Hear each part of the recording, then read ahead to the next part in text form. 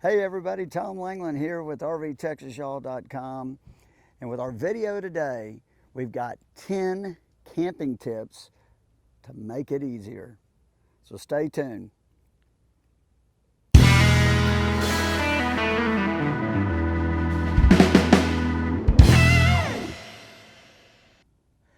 Okay, to start this video, tip number one is the campfire. And we all love a campfire, and that's one reason why we go camping.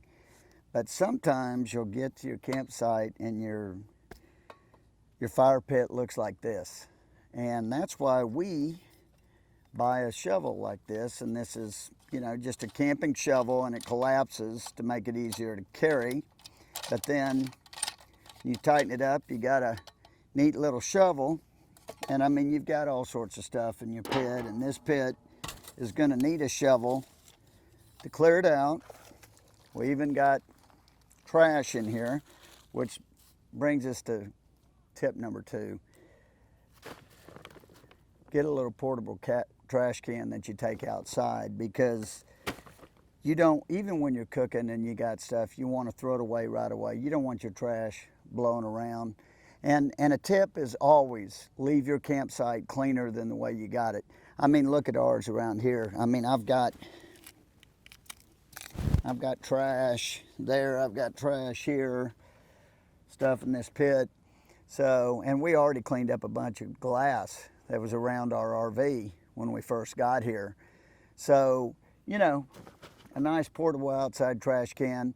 And also with that, make sure you don't leave it out at night, because if you do, the raccoons here in Texas will definitely go crazy. So we always either throw our trash out every night, or we actually put it in one of our outside bins and we lock it up. So that's our first two tips.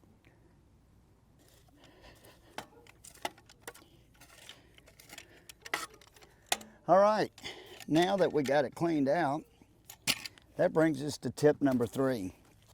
It's been raining a bunch here. We're at Garner State Park, and the ground's a little wet. Your fire, you're gonna fight it. It's not gonna stay lit, usually with wet ground. So you put down a piece of aluminum foil. You build your fire on top of that, and that'll keep it lit. It'll help keep you lit. It's a great tip.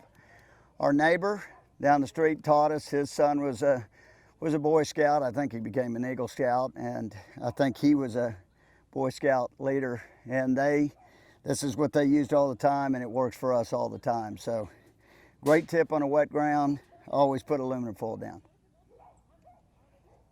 And also remember, when you finish with your fire, pick that aluminum foil up, put it in the trash. Obviously let it cool down, but put it in the trash. Don't leave it in the pit like someone did before we got here. Okay, now number four. We're building our fire. We always want dry firewood. We always keep ours in a plastic tub. This is good too. Even if you get the firewood here, if you put it in a plastic tub and you go, if it rains that day or whatever, at least it'll stay dry. It's always good. Dry firewood, obviously, always burns a lot better. So another one too to keep it dry is sometimes if we don't have the tub here, we'll put our firewood underneath our RV when we're out for the day or whatever. And then if it rains, it'll keep it pretty dry. It at least won't rain on it. So, try to keep your firewood dry, and you'll have a much better fire.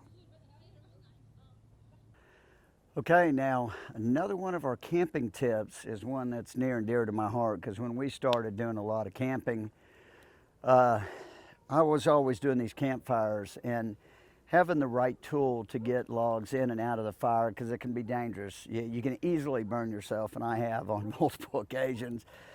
But after searching long and hard on the internet, I found these, which is called FirePliers.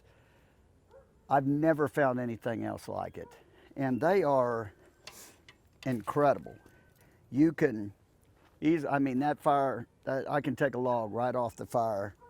I can put it back, put another one on.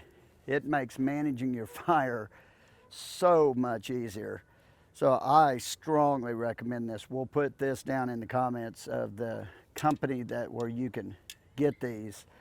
And also, well, you'll see here, we're cooking chili here today, and you'll see that on another one of our videos is a cast iron chili cook. So check that video out as well, and we'll be back with you on another tip. Okay, now one of our tips here is at the end of the day and your campfire is about out, the main thing is don't leave your campfire until it's completely out. I mean, so many times we even go behind people that leave, like on a Sunday, they leave and they had a campfire in the morning, and they still have wood burning in their campfire, and that's, you know, we just don't want to have any accidents. And so what we always do, these are like hot coals, and right now I have it on the aluminum foil, so this is going to be kind of easy. I'm just going to dump my coals off. Yep, and that's already cooled down. That's going in the trash. And I have my little shovel. I'll move my coals around, kind of dig out some dirt.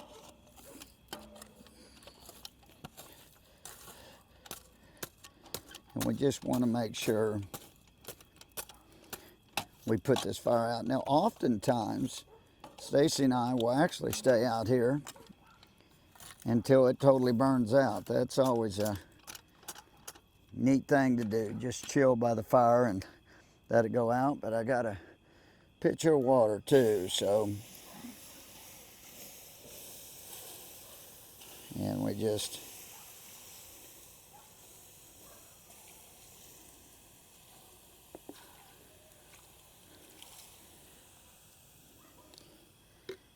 and voila.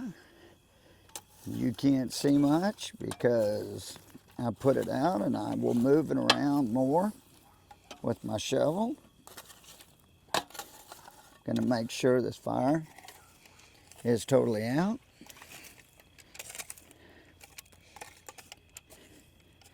And now my pit's actually ready for the next day too.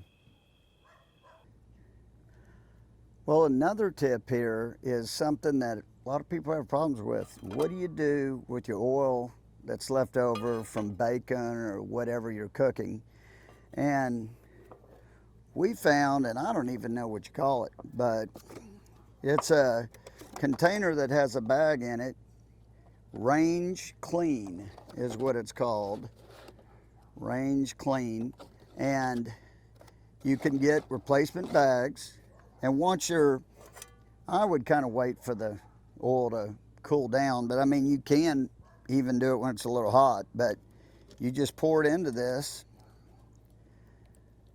and then you have a place to store that oil, and this baggie actually seals, so you won't spill it everywhere. And then next time you need to use it, just open it back up.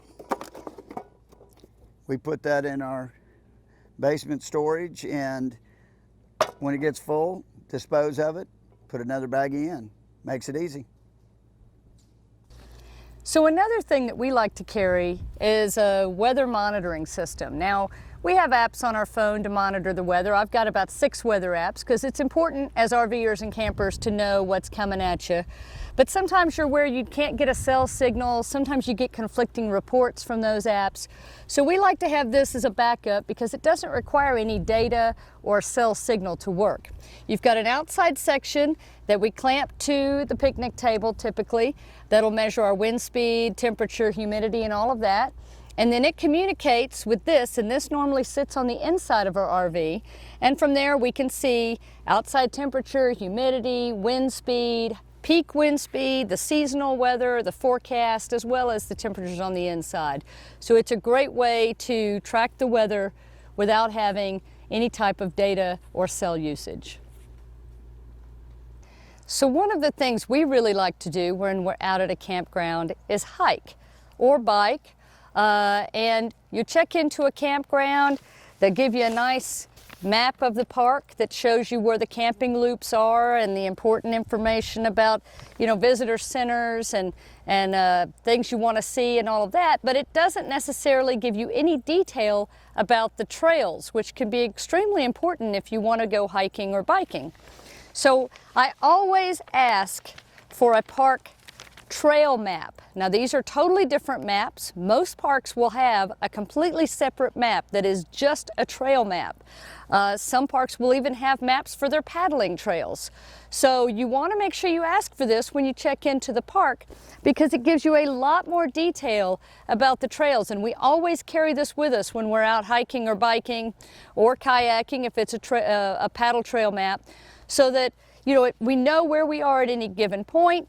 If we want to go see something specific, we know the trails to get us there, and it gives us a lot more information than just your regular park map. So always be sure to ask for a trail map at the park headquarters.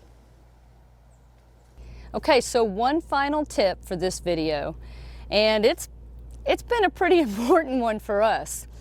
When you're camping in Texas and a lot of other areas too, I know bugs in the morning and in the evening especially can be a problem. And it's real easy to have just, all of a sudden you're inside your RV and you're got 1,000 mosquitoes in there with you or something, which is no fun. So, a couple of tips on that. One is, if you're looking for a camper and you're looking at the outside lights, the patio lights, you might see some that are clear like what we have. You might see some that are kind of a yellowish orange color. The yellowish orange is what you want, all other things being equal, because that does not attract bugs. Bugs are attracted to light. These clear lights like this will attract bugs. So, when you are coming close to evening and you want to keep the bugs out of your RV, or this works with a tent too, you want to make sure to keep all of your exterior light and your light just inside to a minimum as you're going in and out. If you need to have a light on in the back of the RV so you've got some light, that's good, but try to keep as much light away from your front door as possible. Maybe set a lantern over to the side where you get some illumination, you see where you're stepping, but it's not right at your door, because the bugs will be attracted to where that light source is. And if your light is right at your patio door, it's right inside your door and you open it up, that's where the bugs are going to go. Now, we one time, by trial and error and accident, found ourselves with an entire RV full of mosquitoes on one camping trip. They were covering the TV, they were all over the wall. We have a central vacuum cleaner. So what we did is we went through the RV, we turned on one light at a time, and we sucked those puppies into the vacuum cleaner to empty out. And so sure enough, every time we turn on a light, all the mosquitoes would flock to that light, and we just suck them up. Works if you've got a dust buster, or any type of portable vacuum would work just fine on that. So if you find yourself in that situation, that's one way to get out of it. But the best way to avoid it is to minimize the number of times you're going in and out during those hours, but also try to keep your light sources away from your door. So thanks for joining us. We hope that these tips have been helpful to you. If you have any others that you'd like to share, please feel free to drop them down in the comments. We'd love to hear them. In the meantime, check out our website, rvtexasyall.com, for more tips and information about RVing around the great state of Texas and beyond. Be sure to hit the subscribe button here on YouTube so that you'll see our videos as they come out. And if you want to see them right away, make sure you hit the little bell icon so that you'll get a notification when we publish a new video. In the meantime, give us a thumbs up if you liked it. Share it with your friends if you think they'll find it helpful. We appreciate you guys watching as always. And until next time, safe travels and happy camping. Bye.